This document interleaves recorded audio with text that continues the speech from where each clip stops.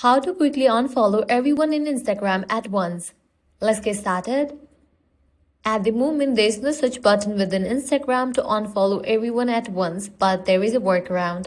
Launch Instagram, navigate to the profile page, head over to the section following. Now here you're gonna find different categories. You can click on the category list interacted with.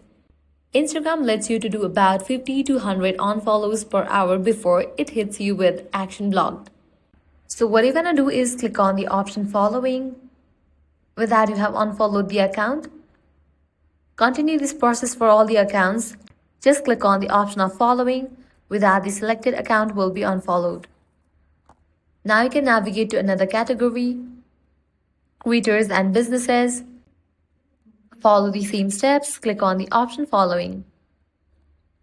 At the moment, this is the only workaround. If in the future Instagram comes with the feature to quickly unfollow everyone at once, I'm gonna definitely update you guys. So that's all for this video. If this guide helped you out, don't forget to like, share and subscribe.